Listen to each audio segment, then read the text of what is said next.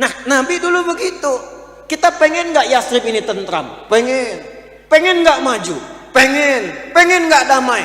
Pengen. Kalau semua pengen begitu, mari kita tempuh caranya. Kita mulai bahasan kita dengan Quran surah ke-7 ayat 96. Bismillahirrahmanirrahim.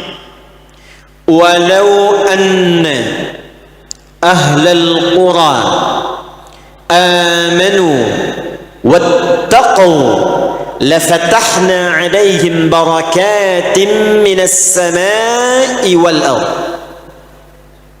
Ada tawaran dari Allah, ditawarkan langsung ke satu penduduk kota. Jadi qura itu jamak dari qaryah. Kalau qura bentuk jamak dari qaryah, qaryah itu bisa diartikan desa, bisa diartikan kabupaten, bisa diartikan kota. Jamaknya kalau menghimpun itu menjadi negeri disebut dengan qura.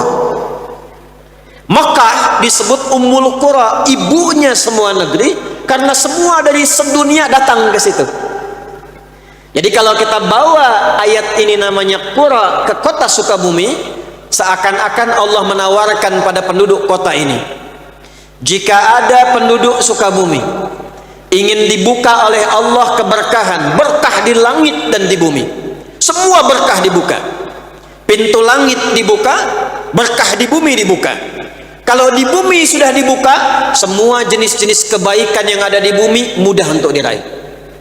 Sumber daya alam nggak capek gali muncul, musibah terjaga, gempa ditahan, banjir tertib, karena yang punya alam Allah. Diikuti hukumnya, dunianya tentram, akhiratnya dibuka semua pintu kebaikan. Apa tawarannya? Satu, walau anna ahlal qura amanu. Kalaulah ada satu penduduk negeri, mereka berkomitmen amanu, semua mau beriman kepada Allah Subhanahu wa ta'ala. Awas, satu.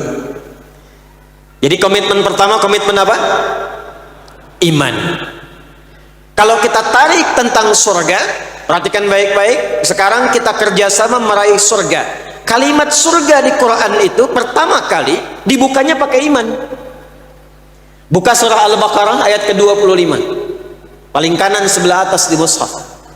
Wa basyiril ladzina amanu, iman dulu, wa amilus salihati anna lahum jannatin tajri min tahtihal anhar.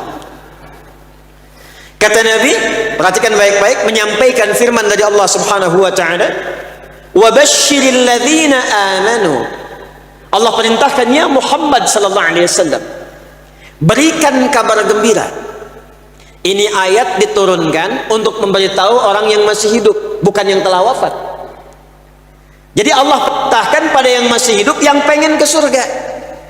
Nggak tanggung-tanggung, kata Allah, bentuknya jamak.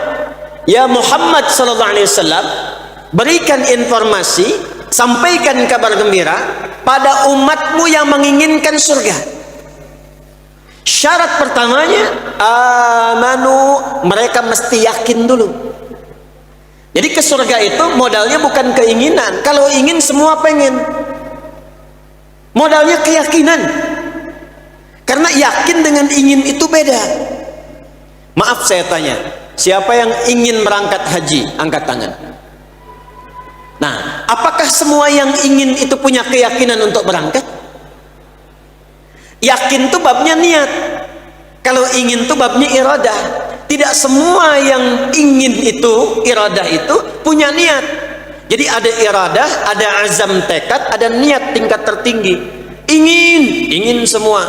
Azam tekad, tahun depan mesti berangkat. Niat, tahun depan berangkat, sekarang nabung. Itulah iman. Itulah yakin.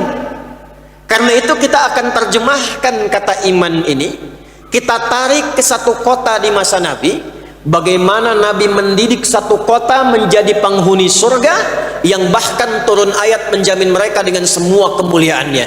kita turunkan, mudah-mudahan dengan ayat itu dipraktekkan di Sukabumi, dan Sukabumi menginspirasi semua kota di Indonesia berubah menjadi kota yang baik, yang diridhai oleh Allah Subhanahu wa taala. Yuk kita mulai turunkan pelan-pelan. Saya tanya sebentar ya. Bapak Ibu sekalian, Nabi itu hijrahnya dari Mekah ke mana? Madinah. Bukan. Nabi tidak hijrah dari Mekah ke Madinah. Hijrahnya Nabi itu dari Mekah ke Yathrib. Dan kenapa yang dipilih Yathrib? Padahal di sampingnya ada Taif yang sudah maju. Tapi Nabi ikhtiar berangkat ke Taif malah dilempari. Nanti jangan dilihat lemparannya, tapi dilihat hikmah Allah memindahkan Rasulullah dari Taif ke tempat yang tidak ideal untuk memberi contoh bagaimana menatanya. Dulu Madinah namanya Yathrib. Yathrib itu kalau diruntut nasabnya, itu salah satu nama dari umat Nabi Nuh alaihissalam yang ikut masuk ke kapalnya Nabi Nuh, berlayar selama setahun 10 hari. Namanya Yathrib bin Mihlail. Dari Nabi Nuh ke Nabi Muhammad sallallahu alaihi wasallam itu kurang lebih ada kita temukan 37 sampai 39 urutan nasab. Nabi Muhammad sallallahu alaihi wasallam bin Abdullah bin Abdul Muttalib bin Hashim bin Abdul Manaf bin Qusay bin Murrah bin Kilab bin Ka'ab bin Ghalib bin Fihr bin Malik bin Nadar bin Kinanah bin Khuzaimah bin Mudrikah bin Ilyas bin Nizar bin Mudar bin Ma'ad bin Adnan bin Adri bin Muqawwam bin Nahur bin Tarikh bin Ya'rub bin Yasjub bin Nabit bin Ismail alaihi salam bin Ibrahim alaihi salam bin Azar atau bin Nahur bin Abir bin Kinan bin Arfakhshad bin Sam bin Nuh alaihi salam. Coba ulangi. Nah, di masa Nabi Nuh terjadi banjir besar karena umatnya memberontak Nabi, menantang azab, diturunkan, maka masuk semua ke kapal. Di antara yang ikut itu ada namanya Yathrib bin Mihlail. Ketika banjirnya reda, kemudian mulai menyebar umatnya Nabi Nuh alaihissalam. Yang Yathrib ini menyebar, datanglah ke satu tempat jaraknya kurang lebih 400 km dari kota Mekah Al-Mukarramah. Maka siapa yang duluan ada ke tempat itu dinamailah dengan nama orangnya. Maka tempat itu disebut dengan Yathrib namanya. Jadi saya ingin katakan, Yathrib ini sudah lama, 37 generasi sebelum kelahiran Nabi sudah ada tempatnya, sudah ada kemudian penduduk awalnya. Secara singkat, sebelum kedatangan Nabi, tempatnya bukan kota, Pak.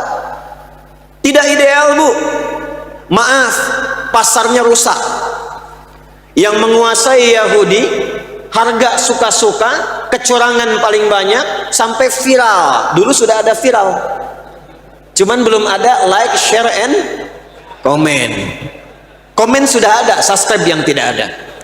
Yang komen banyak, sampai nanti akan ada turun satu ayat dalam Al-Quran, dan nanti kita akan bahas itu insya Allah. Jadi pasarnya rusak. Yang kedua, kortial tinggi, pertengkaran itu banyak.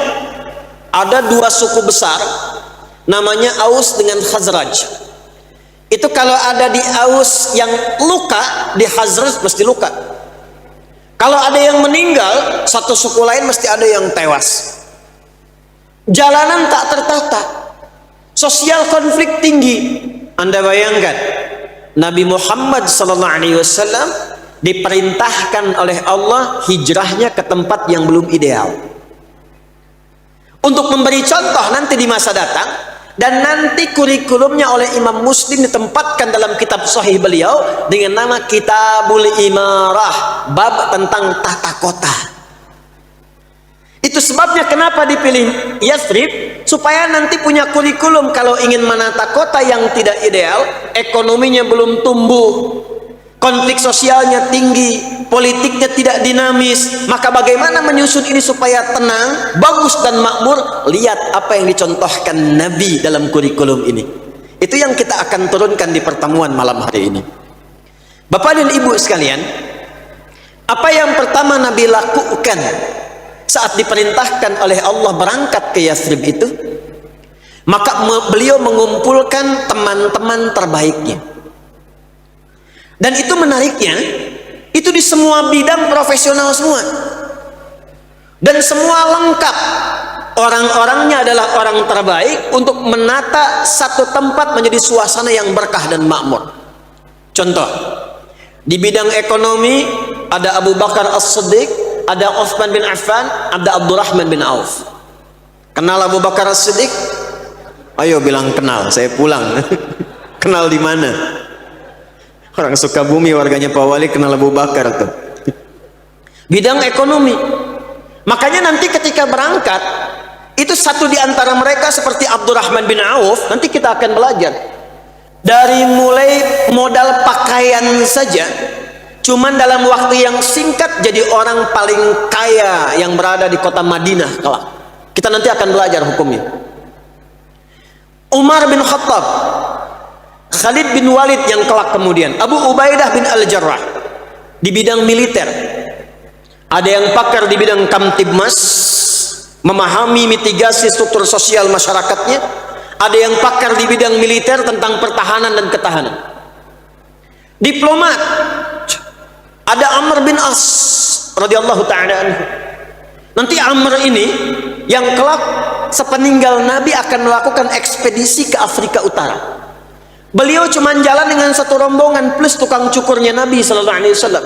Mulainya dari Mesir ke Libya, Tunisia, Aljazair, Maroko, sampai nyebrang kemudian ke Syam. Yang dilewati tadi Afrika Utara kelak menjadi provinsi di masa emas Islam. Provinsi, gubernurnya namanya Musa bin Nusair, panglima namanya Tariq bin Ziyad. Inilah yang membuka Andalusia, Iberia, Spanyol dan Portugal sekarang punya peradaban 7 abad, 700 tahun, cuman satu orang. Sa'ad bin Abi Waqqas ikut ekspedisi ke timur jauh ke Cina, mampir di Baros, 400 km dari kota Medan.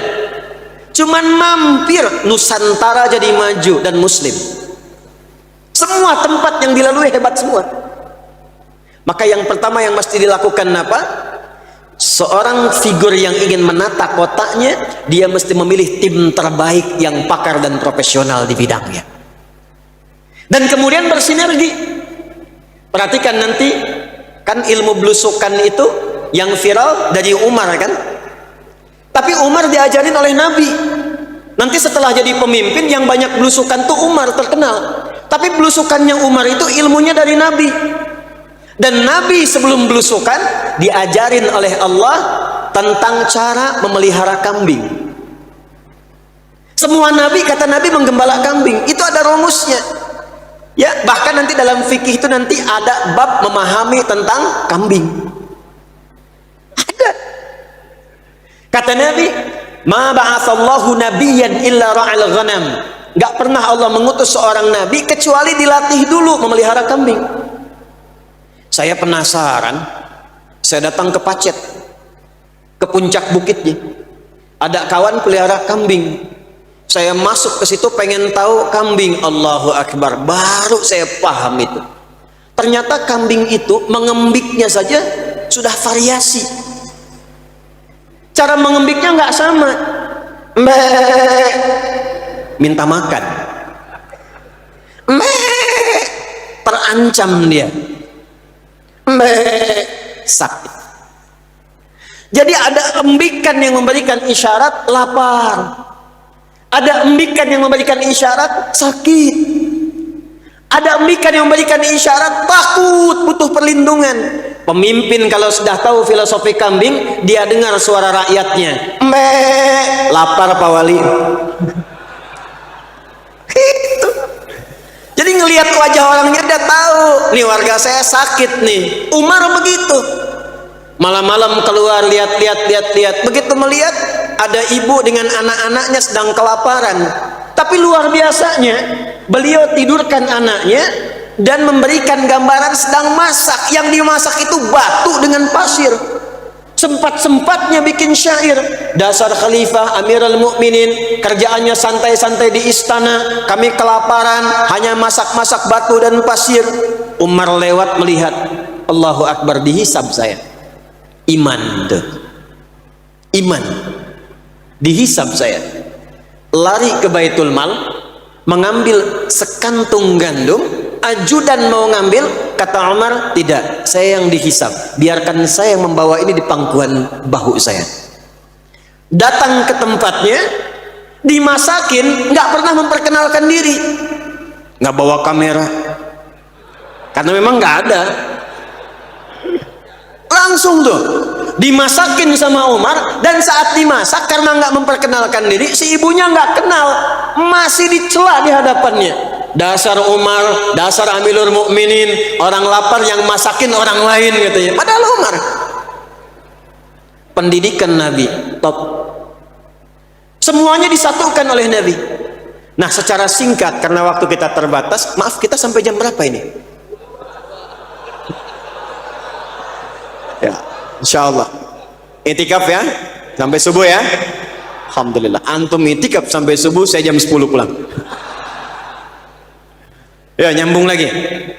Maka setelah kompak tim ini dikenal dengan tim as-sabiqunal awwalun. Ada yang menyebut dalam sejarah tim 8, ada yang menyebut tim 9, karena Sayyidah Khadijah wafat mendahului radhiyallahu taala anha. Berangkat, Nabi dibimbing oleh Allah melakukan 3 hal saja. 3 ini yang coba kita akan turunkan insya Allah. Pertama, saat datang ke Yathrib itu, yang beliau lakukan dibimbing oleh Allah subhanahu wa ta'ala, akha baina ahla Yathrib wa khasatal muhajirin wal ansar. Beliau persaudarakan dulu semua penduduk Yathrib, jadikan saudara. Sebab kalau sudah jadi saudara, itu pasti ada rasa saling menyayangi. Dan itu tidak pandang orang, tak pandang wajah, tak pandang kedudukan. Siapapun yang ada di Yathrib semua persaudarakan, baik itu pribumi ataupun pendatang. Masya Allah. Jadi yang tadinya ada konflik Aus dengan Khazraj dipanggil oleh Nabi. Mau sampai kapan konflik begini? Kalau konflik, apakah kotanya akan maju? Bukankah kita menginginkan kehidupan yang tentram? Kenapa nggak saling sinergi, saling berbagi? Semua berpikir, akhirnya berdamai setelah 600 tahun. Masya Allah, kalau Pak Ali bisa praktekan, persaudarakan orang-orang yang ada di Sukabumi, dan sistemnya bisa menggunakan skema Amin Ansar Muhajirin.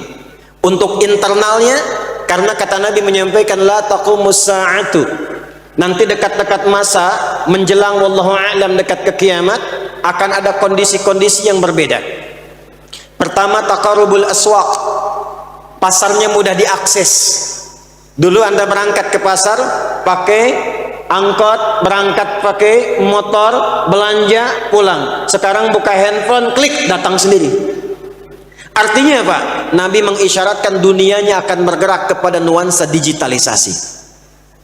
Maka sekarang bikin persaudaraan konsep digital, Pak. Apa yang dilakukan? Tiru konsepnya Nabi. Bikin database-nya. Setiap kelurahan, kecamatan, desa ke bawahnya, RT RW, RT harus punya database-nya. Persaudarakan, kan rukun tetangga, rukunkan. Rukun warga, warganya rukunkan. Database-nya masukkan, lalu diinstalkan sekotanya. Masukkan di situ. Siapa yang jualan beras, siapa yang jualan pakaian, siapa yang jualan minuman, siapa penjual sayur. Masukkan semua datanya di situ. Begitu Anda butuh sesuatu, tinggal klik. Hidup ekonomi di kota Sukabumi.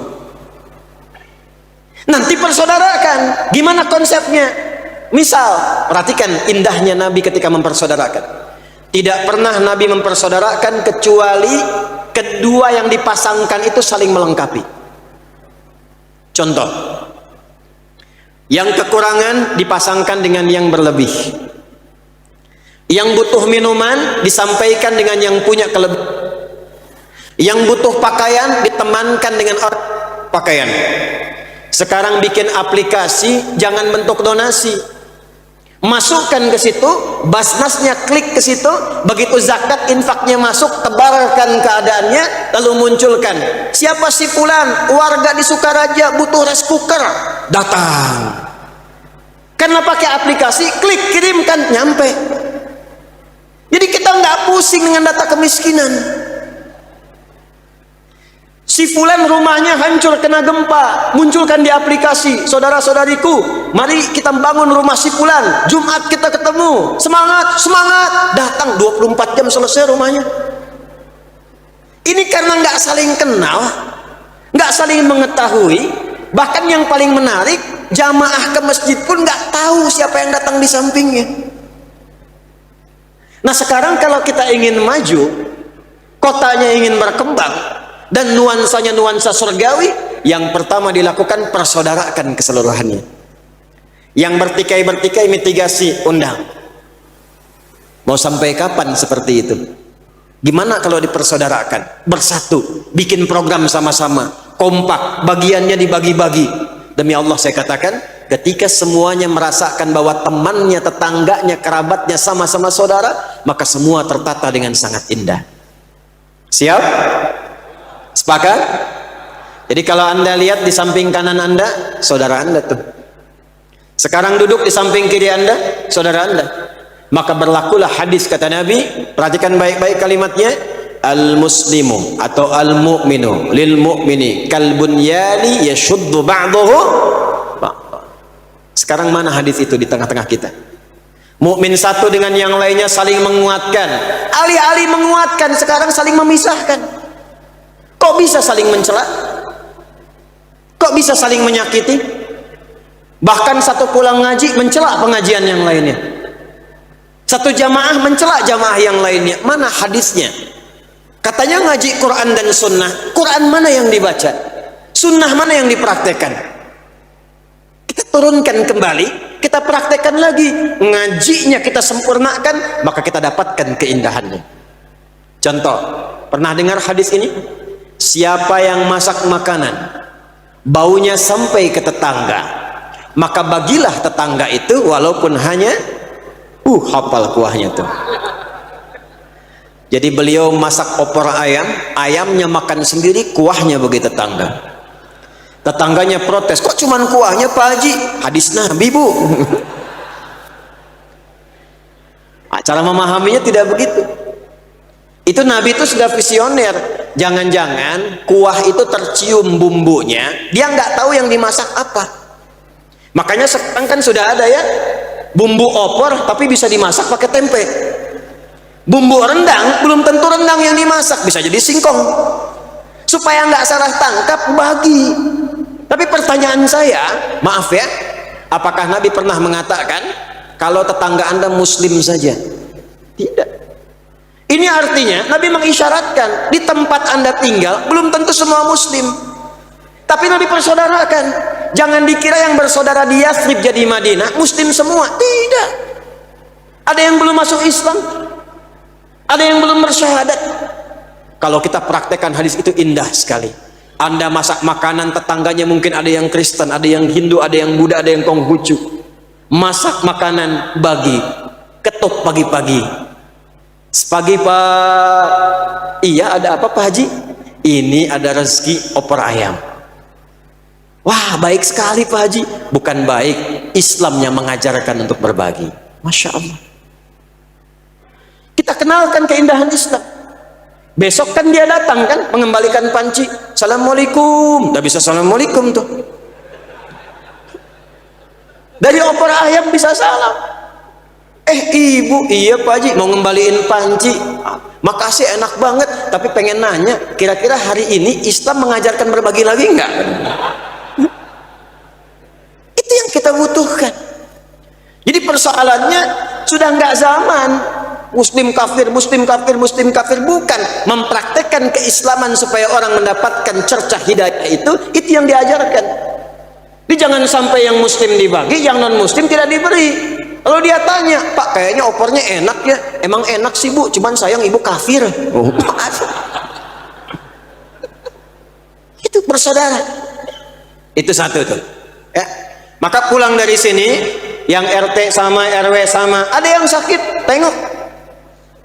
Apalagi yang muslim. Dulu kita dapat laporan nih, cerita nih, insya Allah kalau di Sukabumi ke masjid kompak ya, masjid kompak ya. Ada komplek, saya nggak sebut namanya lah, kompleknya bagus, muslimnya banyak, masjidnya mewah, cuman jemaahnya kosong. Datang ke situ ditanya, Ustadz kejadian begini. Saya bilang nggak susah Pak. Ada berapa data umat Islamnya? Sekian persen. Yang ke masjid berapa? 1 saf kurang. Baik, ada tempatnya di sini. Ada Pak, sebagian tetangga masjid. Gini aja, ntar Sabtu kan libur tuh, kita ke masjid. Tapi Bapak saya minta tolong DKM beli buah dulu 3 bungkus saja. Buat apa? Nggak usah nanya, buah aja. Habis subuh kita bawa buah. Kita tengok tuh yang nggak ke masjid tadi.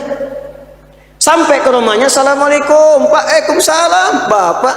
Iya, ada apa Pak? Enggak, tadi saya nggak lihat Bapak di masjid, saya kira sakit. Ini ada buah. Itu duhurnya nggak diminta ke masjid, dan akhirnya datang.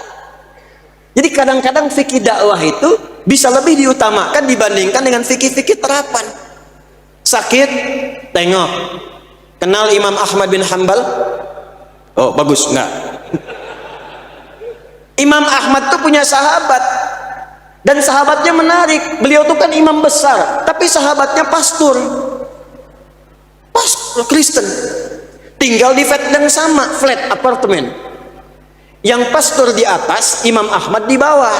Qadarullah, kamar Imam Ahmad itu bersamaan kalau ke atasnya itu toiletnya pastor. Bocor. Dari atas turun ke bawah. Allahu Akbar. Satu kali diwujudkan Imam Ahmad sakit, nggak kelihatan di luar apartemen oleh pastor tadi. Tiba-tiba nengok. Ini kalau nggak kenal, nggak sahabatan, nggak mungkin bisa mau mengetuk pintu. Begitu ditengok, masuk, dilihat, kaget. Kagetnya bukan lihat Imam Ahmad sakit, kagetnya karena melihat bocor dari atas, baunya sudah semerbak, dan tahu itu milik siapa. Pertanyaan pertama, ya Imam, bukan kaifa haluk, bagaimana kabarmu? Ya Imam, mahadha, ini apa? Imam Ahmad santai aja. Hadhi fajwah, ini bocor. Tapi kan ini punya dari saya ini. Betul. Kok nggak bilang-bilang sama saya? Kalau bisa mengerjakan sendiri, kenapa mesti merepotkan tetangga? Jadi beliau tadah bawahnya pakai ember. Setiap penuh, buang. Setiap penuh, buang. Ditanya oleh pastor ini, sudah berapa lama ini bocor? Kata beliau ada menyebutkan riwayat 20 tahun, ada yang menyebut 40 tahun. Begitu mendengar pemaparan itu, nggak banyak pertanyaan, nggak pernah ngajak masuk Islam, nggak ngajarin syahadat, langsung jatuh tunduk mengatakan asyhadu an la ilaha illallah wa asyhadu anna Muhammad Rasulullah. Itulah akha, persaudaraan. Dan indahnya sangat luar biasa. Nih, saya kasih bocoran, tadi saya janji ingin menyampaikan Abdurrahman bin Auf. Jadi saat dipersaudarakan, Nabi itu memberikan argumentasi dulu, alasan kenapa mesti bersaudara. Dibuat cita-cita yang sama. Kalau saya tawarkan begini, ingin Sukabumi maju? Ingin Sukabumi maju? Ingin kotanya berperadaban? Ingin kotanya berkembang hebat? Semua kan ingin. Nah, Nabi dulu begitu. Kita pengen nggak Yasrib ini tentram? Pengen nggak maju? Pengen nggak damai? Pengen. Kalau semua pengen begitu, mari kita tempuh caranya. Maka semua menjalani itu dengan keyakinan, bukan dengan keinginan. Kalau cuma keinginan, Anda semua pengen, tapi kalau nggak yakin bisa mewujudkan itu, iman itu kan butuh pembuktian. Keyakinan itu butuh pembuktian. Hati itu tempatnya iman. Semua yang bersumber dari hati butuh pembuktian. Cinta itu dari hati, karena dari hati harus dibuktikan. Ini yang akhwat perempuan-perempuan, kalau ada laki-laki di sini mengatakan aku mencintaimu, jangan percaya. Apalagi kebanyakan main lato-lato.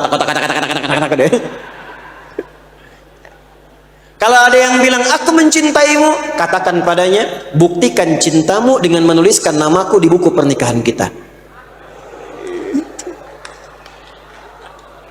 Aku tunggu BPKB-nya, buku pernikahan kita berdua. Ini belum halal, naik beca berdua, seakan milik bersama. Tukang beca nggak diakuin. Nah, apa yang harus dilakukan? Sepakat dulu. Nah, kalau Anda sepakat ingin maju, kotanya ingin tentram, maka dimulai pelan-pelan saling mengenal untuk mempersaudarakan. Saya beri contoh dengan cepat. Abdurrahman bin Auf, ahli bisnis, ahli dagang, kaya, hartanya banyak, masuk Islam, terancam oleh komunitas di Mekah pada masa itu yang belum kenal kemuliaan Islam. Silahkan kamu ikut Muhammad SAW, hijrah sana ke Yathrib, tapi nggak boleh bawa harta. Harta kami ambil semua. Ini kalau Anda dapat proyek nih, pilih mana? Dikasih pilihan, Anda Muslim, ada tawaran dikasih 1 miliar supaya murtad. Pilih 1 miliar murtad, atau pilih nggak dapat apa-apa tapi masih Muslim. Pilih mana? Nggak ada pilihan ketiga, nggak usah maksa. Nggak ada pilihan 1 miliar Muslim, cuman 2 pilihannya. Ayo, naikin tawarannya 10 miliar tapi murtad, terima nggak? Masa? Sono ada yang kasih sarung murtad, ada yang dikasih biskuit pindah. Berarti imannya murah tuh, perlu ditata lagi. Abdurrahman bin Auf, silahkan ambil semuanya, saya tetap berangkat. Karena beliau cerdas, tahu yang punya harta siapa, yang menggenggam dunia siapa. Saya kan sedang mendekat kepada pemiliknya. Kalau yang sekarang hilang, gampang minta yang lebih banyak. Saya mendekat pada yang punya. Modalnya apa? Iman. Iman itu membuat kita punya keyakinan demikian. Berangkat beliau, keluarganya ditawari, istri ditanya, kalau ikut suami pergi hanya dengan baju yang melekat di badan, kalau tinggal di Mekah ambil semua harta suamimu ini, pilih laki-laki paling ganteng yang ada di Mekah, kami yang fasilitasi pernikahannya, kata para pembesar Mekah. Masya Allah. Ibu, bu, anggap suami nggak ikut ya malam hari ini. Kalau ibu dikasih tawaran pergi dengan suami tapi harta semua ditinggalkan, atau tinggal di Sukabumi mewarisi semua harta dan bisa nikah dengan siapapun yang dipilih dari pemuda paling ganteng, difasilitasi pernikahannya, ibu kira-kira ikut suami hijrah atau tinggal?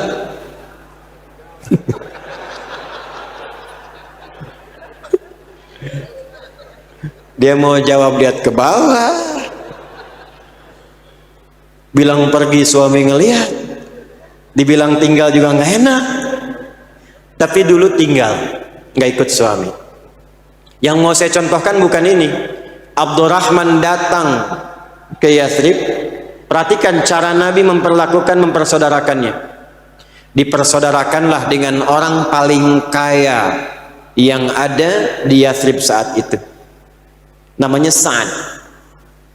Sa'ad itu, Bapak Ibu sekalian, itu punya setengah kebun kurma yang ada di Madinah. Jadi kalau ada kebun kurma banyak, setengahnya punya Sa'ad. Dan penting saya sampaikan, di Arab sampai sekarang disebut kaya itu kalau sudah punya kebun kurma. Kalau punya rumah megah biasa, punya mobil-mobil mewah biasa, punya kebun kurma baru kaya. Karena dari ngerawatnya aja nggak mudah, 300 jenis kurma.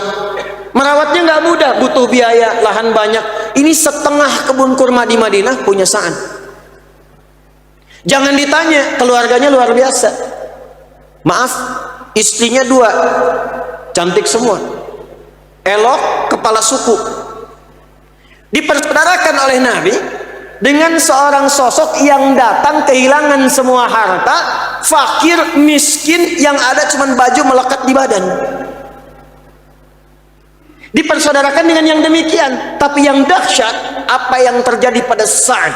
Bagaimana Nabi meyakinkan Sa'ad yang dengan persaudaraan itu mampu mengeluarkan kalimat berikut yang sangat luar biasa.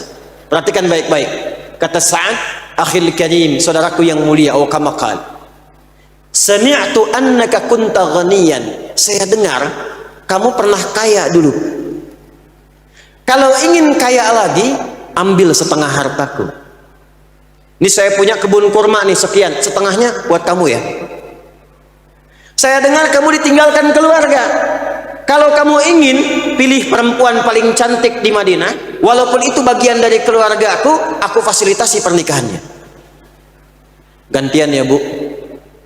Bapak kalau dalam situasi begitu tuh. Bu Wali ikut gak Bu Wali itu?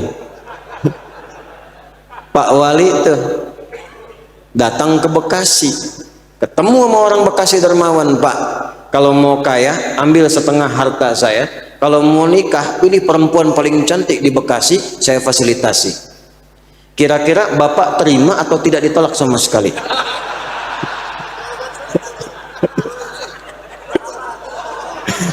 Susah milih, dari tadi nunduk ngelihat kena ada apa belakang.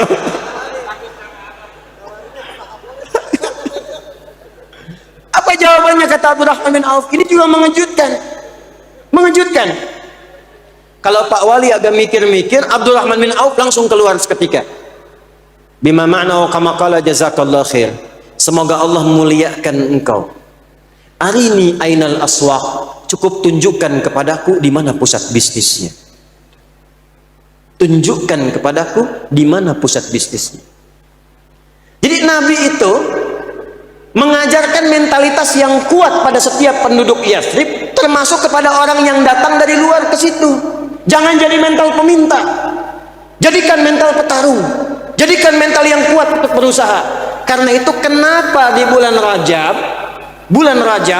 itu perintah pertamanya itu sholat. Peristiwa Isra Mi'raj kan Rajab tuh, setahun sebelum hijrah. Kenapa sholat? Karena sholat itu dari berdiri sampai dengan salam, semua ada maknanya yang menuntun kita bagaimana berkehidupan. Cuman ngajinya mesti hatam. Ngajinya tuh ada 3 bidang. 1 tentang bacaan, 2 gerakan, 3 maknanya. Sekarang kita banyak mencukupkan pada gerakan dan bacaan. Angkat tangannya sejajar dengan bahu, ucapkan Allahu Akbar, sampai situ. Pertanyaannya nih, ngangkat nih kenapa diangkat begini? Itu ada hikmahnya. Kitabnya banyak. Asrarus Shalah, Nadharat fi Ma'anis Shalah. Contoh, Allahu Akbar, tangan angkat. Kenapa ngangkat begini? Dijelaskan oleh para ulama, saat tanganmu mengangkat seperti ini, maka ini membantu kekhusyuan. Maknanya buang urusan dunia ke belakang, jangan dibawa dalam salat. Pasrahkan dirimu kepada Allah. Maka ucapkan Allah yang maha agung, urusan dunia jangan dibawa, buang ke belakang. Ini persoalannya, banyak orang sholat, dalam sholat masih membawa dunia, sehingga lisannya berkata Allahu Akbar, pikirannya duniahu akbar. Motor hu akbar, sendal hu akbar, jemuran belum diangkat hu akbar, status belum diupdate hu akbar. Udah takbir Allahu Akbar, handphone bunyi, tang ting tung ting tang ting tung tang ting tung, diangkat. Halo? Kan udah bilang wajah tuh udah pasrah. Allahu Akbar, wajjahtu wajhiya lilladzi fataras samawati wal ardh hanifan muslima wa ma ana minal inna salati wa nusuki wa mahyaya wa mamati. Ya Allah, aku pasrah. Yang akbar hanya engkau, yang agung hanya engkau. Aku salat untukmu, ibadah untukmu, hidup untukmu. Ya Allah, kalau aku wafat dalam salatku sekarang pun, terima taubatku dan jadikan aku hamba yang taat karenamu. Khusyuk. Makanya kata Nabi, banyak orang yang ketika di dunianya dibawa, setannya mudah menggoda. Ingat, ada setan khusus menggoda orang sholat. Nanti kapan-kapan kalau saya ke Sukabumi lagi, kita belajar fikih setan. Belum pernah ada kan? Belum pernah ada. Dia ada 9 jenis setan yang harus diwaspadai. 9 jenis. Ada setan wudhu, ada. Namanya walhan. Dia yang membisikkan pada orang supaya ragu. Batal nggak? Batal nggak? Batal nggak? Wudunya benar nggak? Benar nggak? Itu walhan namanya. Kayaknya juga udah wudhu kok, padahal baunya udah kemana-mana. Ada setan yang menggoda DKM masjid, Pak, mesti hati-hati. Betul, setan DKM tuh ada. Kalau bikin masjid kompak, udah jadi bisa ribut. Ada tuh. Ada setan pasar, Bu, hati-hati tuh. Ada setan pasar tuh. Tukang godain ibu-ibu tuh. Ibu kalau ke mall, pulang ke rumah, masih ingat tas yang dibawa dari mall itu? Mau dibeli nggak jadi, masih didiskusikan dengan suami, setannya ikut. Pah, tadi ada tas bagus deh Pah di mall itu. Bapaknya jawab, mah kan tas yang ada itu masih bagus, kan dihisab juga. Oh iya ya Pah ya, ya Allah, astagfirullah. Tapi yang tadi juga bagus kok Pah. Nah, situ. Ada setan rumah namanya Dasim. Perempuannya Dasimah. Muslim perempuannya, mukmin perempuannya, soim perempuannya. Dasim, Dasim itu setan rumah. Kata Nabi, kalau ada orang masuk rumah tidak mengucapkan assalamualaikum, maka setan berkata kepada kawannya, Dasim berkata kepada kawannya, kita punya tempat menetap di sini. Itu yang bikin Anda gelisah kalau masuk ruangan. Kok bisa dapurnya tahu, kamar mandinya tahu, malam-malam mau keluar dari kamar ke dapur jadi ketakutan. Awas ya, awas. Bajunya putih, rambutnya panjang tuh. Sate 100 tusuk. Dari mana munculnya? Padahal pagi-pagi siang biasa saja, Dasim tuh. Tapi kalau Anda ucapkan assalamualaikum, dia berkata kepada kawannya, nggak ada tempat menetap di sini. Ajarin sama keluarga, biasakan. Rumah tentram. Anak saya yang sekarang mau 10 tahun, dulu waktu 4 tahun saya ajarin itu. Kak, kalau masuk rumah, kakak ucapkan assalamualaikum ya. Kalau enggak nanti ada setan namanya Dasim ganggu di rumah. Itu begitu dia pulang dia praktekkan langsung. Assalamualaikum Dasim. Disebut namanya supaya pergi sekalian. Setan sholat itu namanya khanzab, khusus menggoda orang sholat, namanya khanzab.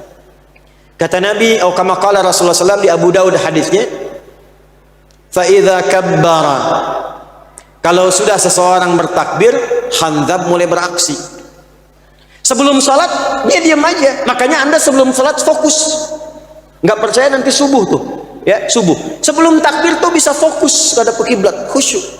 Tapi begitu Anda takbir, fayaqulu syaitanu udhkur kadza, maka setan mulai bertugas, ingat ini ya, ingat itu ya. Maka Anda mulai mengingat apa yang tidak ingin Anda ingat. Baru takbir. Nanti ceramah saya pun yang ini nih, itu akan diingatkan kembali oleh setan nanti tuh pas subuh tuh. Jadi begitu Anda takbir, setan bilang, ingat ya kata Ustaz Adi itu, akan diingat tuh setan tuh. Hatta la yash'ural musalli kam rak'atan yusalli, sampai orang sholat ada yang tidak sadar berapa rakaat sedang menunaikan sholatnya. Itu kata Nabi itu. Dan kalau dibikin umum, artinya semua orang bisa mengalami itu. Nah sekarang kembali Abdurrahman bin Auf diajarkan dari berdiri saja. Ini berdiri ada maknanya. Hadis Muslim nomor hadis 393. Idza qumta ila shalah asbighul wudhu thumma istaqbilil qiblah. Jika engkau ingin mendirikan sempurna salat, perbaiki wudhu menghadap kiblat. Cara berdirinya begini. Tidak miring kanan, tidak miring kiri. Apa maknanya ini semua? Kalau Anda masih mampu menegakkan diri, jangan gantungkan dunia di tangan orang lain. Praktekkan apa yang telah Allah berikan. Nabi sampaikan, Nabi latih itu dengan maknanya. Makanya ketika ketemu orang yang tadi, beliau nggak leha-leha. Ya udah bagi dua, ada bagi dua. Tunjukkan di mana pusat bisnisnya. Tegak. Jadi penyalur kambing. Setahun dapat modal, dikembangkan 2 tahun dapat ribuan kambing. 3 tahun orang paling kaya di Madinah levelnya nomor 3. Nomor 3, nomor 1 tuh kaya, nomor 2 kaya banget, nomor 3 kebangetan kayanya. Nomor 3. Dan sejak saat itu semua orang Madinah disantuni oleh Abdurrahman bin Auf. Abdurrahman bin Auf tuh kapaknya aja terbuat dari emas. Kapaknya aja ya terbuat dari emas. Orang kaya sekarang yang terkaya siapa tuh? Jeff Bezos, Bill Gates. Ya belum tentu punya kapak gitu. Ya, belum tentu. Itu kapaknya terbuat dari emas. Nah balik, maka tim tadi, tim idaman, tim terbaik, riset Pak Wali. Oh di bidang ekonomi bagaimana meningkatkan ekonomi Sukabumi? Siapa pakarnya? Kalau dia nggak masuk struktur, ambil pendapatnya, ambil masukannya, bikin sistem, bikin grup, bikin jamaah. lalu sampaikan ke setiap turunan ke bawahannya, kecamatannya, kemudian desanya, kelurahannya, RT-nya, RW-nya. Kita punya program seperti ini, program persaudaraan, program toleransi, program kebaikan. Lapang hidup kita, toleransi dalam kehidupan. Sukabumi, lato-lato, lapang dan toleran. Dikasih. Oh ya, cuman berisiknya aja. Satu. Nah, sekarang yang kedua, di mana memulainya? Tempatnya, pusatnya di mana? Maka Nabi bangunkan masjid. Pertama Masjid Quba, 4-5 hari kemudian bangun Masjid Nabawi. Nah, ini yang belum kita hidupkan konsep masjid. Sekarang fungsinya hanya fungsi ritual. Padahal di masa Nabi, fungsi masjid itu beragam. Satu, yuk kita cek. Kalau di masjid itu sholatnya sholat sendirian atau berjamaah? Sendirian atau berjamaah? Jamaah. Apa itu jamaah? Tuh, bukan sendirian. Jamaah itu dari kata al-jam'u asalnya. Sifatnya jum'ah. Kumpulannya disebut dengan jamaah. Jamaah itu bukan sekedar menghimpun, menggabungkan, kumpul, bukan. Kumpul, kenal siapa yang kumpul, dan saling mengisi di antara yang kumpul. Itulah jamaah. Makanya dilatihnya apa? Dilatihnya lewat imam. Coba cek berdirinya rapi, rapat. Itu bukan sekedar diminta rapat, tidak. Lihat filosofinya, lihat. Yang pertama dari nama dulu, jamaah, kumpul, kenal, saling mengisi. Jadi kita itu diminta datang ke masjid bukan cuman untuk sholat, sholatnya bareng-bareng, setelah itu bubar. Itu bukan jamaah namanya. Kita kenalan siapa yang ke masjid, sampai kita tahu ini saf dia nih, biasa ngincar kanan pojok, yang ini kiri pojok, yang ini depan tengah, sampai ngerti. Nabi tidak pernah beliau ada di masjid kecuali tahu siapa yang sholat di masjid. Jadi beliau tahu pojok kanan nih si fulan. Sempat beliau mimpin sholat subuh, seorang jamaah yang biasa di pojok kanan terlambat datang. Kata Nabi, kita tunggu nih, ada si fulan yang biasa di pojok kanan, dia belum datang. Tunggu belum datang, waktu subuh mau habis. Kata Nabi, kita putuskan sholat saja. Begitu sholat, kita tengok si fulan, kenapa nggak datang subuh ini? Allahu Akbar. Rumahnya ternyata cukup jauh juga. Sampai di rumah, ketemu istrinya, cerita, ya Rasulullah, suamiku meninggal, jadi nggak sempat ikut sholat di masjid bersama anda. Kata Nabi, adakah yang aneh dari dia sebelum meninggal? Kata istrinya, tidak ya Rasulullah, kecuali ada sesuatu saja. Apa itu? Kata suami saya, ya Allah, kenapa tempatnya nggak lebih jauh lagi? Kedua, ya Allah, kenapa nggak yang baru? Nabi tersenyum kemudian berkata, tahukah engkau apa yang terjadi? Au kama qala Rasulullah sallallahu alaihi wasallam. Kata perempuan itu, tidak ya Rasulullah, sungguh ia ditampakkan menjelang wafatnya pahala-pahala dari hasil amal solehnya saat ia mulai menjadi ahli masjid. Jadi nanti ini kalau mau meninggal di Islam tuh lengkap, ilmu mau meninggal aja ada. Jadi kita itu wafat sesuai kebiasaan nanti. Biasa sholat, sujud, bisa meninggal. Ahli masjid, di masjid bisa wafat, walaupun kita nggak tahu kapan dan di mana. Saya, ini kisah nyata, ini saya alami sendiri. Ada seorang sepuh di Pasar Rebo, agak ke atas sedikit. Allahu Akbar, soleh pak. Saya bersaksi soleh insya Allah. Cirinya apa? Senang menjaga masjid. Tiba-tiba ada orang Qatar datang. Ini kisah nyata. Orang Qatar ini pengen bangun masjid di situ, tapi yang merawat harus si bapak itu. Saya sampai bingung, nih orang tahu dari mana, dari Qatar ke bapak itu. Kalau Allah sudah gerakan tuh nggak ada batas itu. Dibangunlah masjid.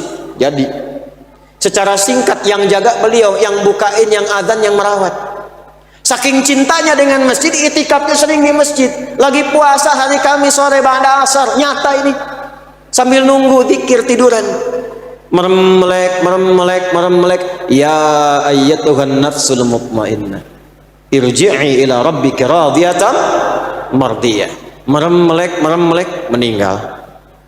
Hati-hati tuh belakang tuh udah merem-melek tuh. Saya kebiasaan.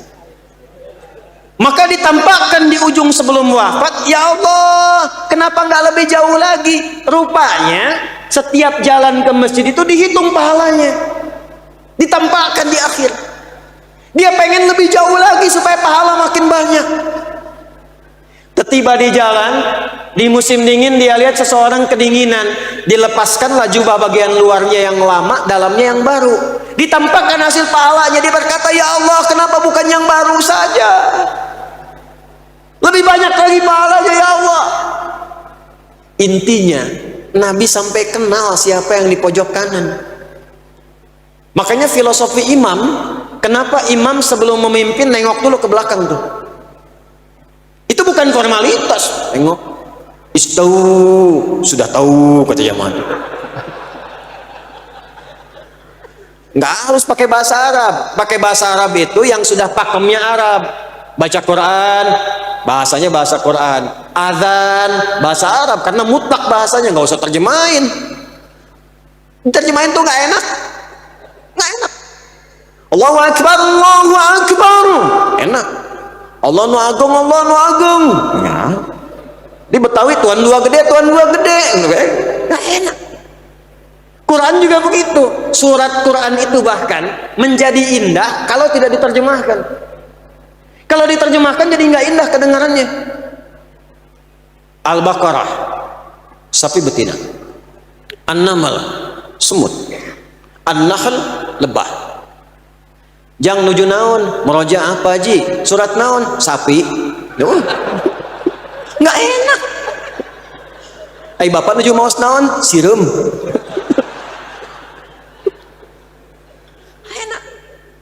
Makanya pakem Quran itu udah jelas, bacanya pun gak usah aneh-aneh. Zaman jahiliyah itu sudah ada syair, sudah ada iramanya, ada melodinya, 16 melodi. Tawilun lahu dunal bukhuri fadailu mafa'ulun mafailu fa'ulun mafailu. Kifa nabki min dzikra habibin wa manzili bisaqtili wa baina dakhuli fahawmali. Rajas, mustaf'ilun mustaf'ilun mustaf'ilun mustaf'ilun mustaf'ilun mustaf'ilun sautus safiril bulbuli hayyaja qalbi thamili al-ma'u wa zahru ma'a zahri lahdul muqali fa anta ya sayyidali wa sayyidi wa maulali fakam tayammuni ghuzayyilun uqayqali qataftuhu min wajdatin min fi'li hadha ar-rajuli faqala la la la faqad qada mugharwili wal walad awilali faqultu la tuwalwili fabayyinul lu'ali qalat tauhina kadza in radidul muqali kahatan kakailali tabuli. Ada melodinya. Madid, mufa'alatun fa'ilatun tala'al badru alaina min taniyatil. Itu tuh dari syair, madid namanya.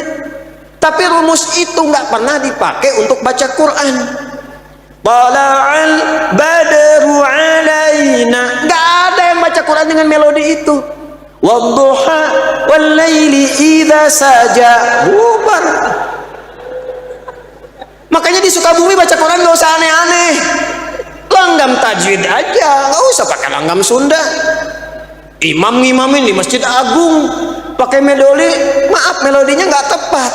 Iyyaka na'budu wa iyyaka nasta'in, bubar jemaah. Alam nashrah laka sadrak, bubar.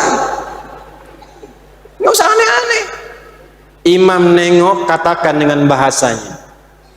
Pak Ibu rapatkan, luruskan. Tenangkan hati sebelum sholat. Rasakan mungkin ini sholat terakhir yang kita tunaikan. Itu pesan Quran. Surah kedua ayat 45 sampai 46. Baru katakan istau istaqimu. Dan lihat siapa yang sholat tuh. Lihat. Satu, dari segi kemampuan dia berdiri. Dua, dari segi lamanya bisa dia tinggal di masjid. Oh, ini sedang transit di Masjid Agung. Maka jangan baca surat yang panjang-panjang. Nih imamin udah mau pulang, nunggu bis pulang, mampir ke sini salat, diimamin pakai Al-Baqarah, ketinggalan bis dia. Lihat wajah, sebelah sini wajahnya kul-kul nih, kul wallah baca, Allahu berabbil falak. Saya masuk pesantren 97 di Garut. Ini ketua PDM kakak kelas saya itu. Begitu saya Ramadan, pas Ramadan, imam santri baru masuk yang pimpin kelas 6 tingkat akhir. Udah waladhdallin, tiba-tiba Yasin katanya. Waduh, saya bilang santri baru bacaan panjang nih. Alamat berdiri lama. Tapi berkah memang Ramadan. Allahu Akbar.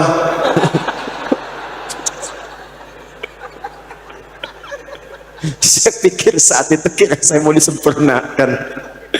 Aduh.